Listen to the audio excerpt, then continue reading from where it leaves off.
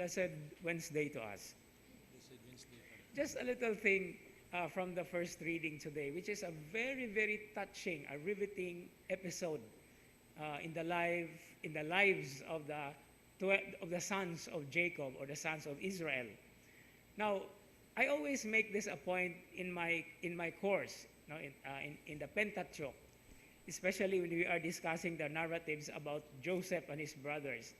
And one thing I ask is, just to lift our spirits, why did Joseph have to turn away in order to weep?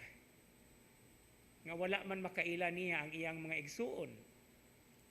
Now, he had to turn away precisely because, Egyptian officials, diba, they wear makeup, right?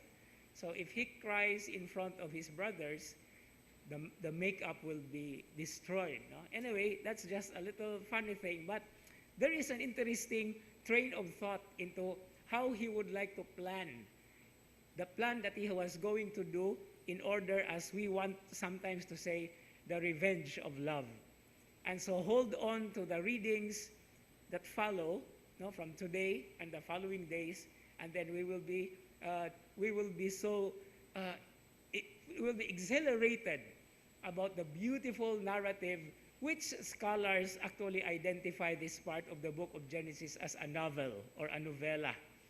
And just hold on to that. And the grace of God will always also touch our hearts. It can even make us cry if we want to.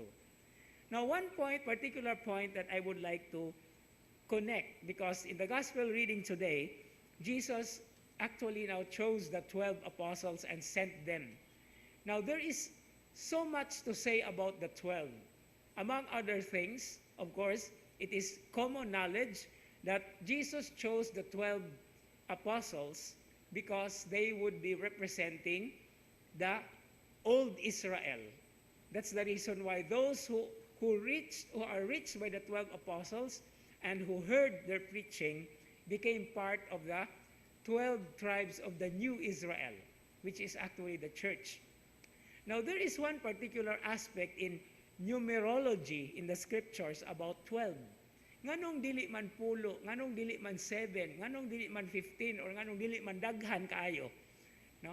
Sometimes I would think if Jesus would have sent, of course, he sent them later, no? Pero sa 12 ka buok na pa manggani usa ka nagbudhi, unsa naka kung daghan kay siyang gipadala, no? Daghan gid siguro kay nagbudhi sama sa ato ang kasinatian karon, no? But in numerology, 12 is a product or a combination of how many of what numbers? 3 and 4. No? In other words, there are 3 sets of 4s in 12. And 4 in numerology is completeness.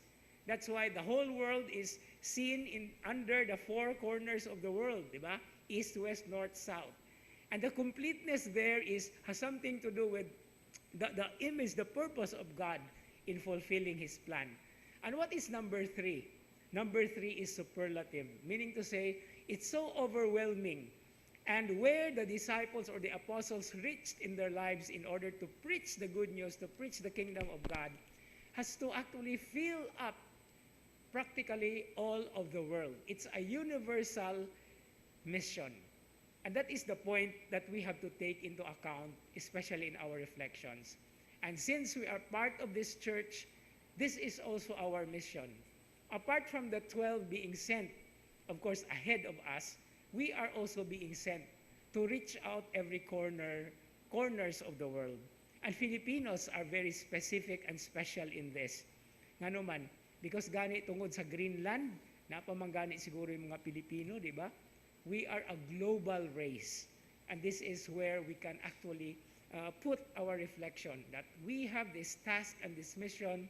We have to share the good news of salvation, starting from what is happening in our lives, how God has touched us, and then tell this good news to all the world. Amen.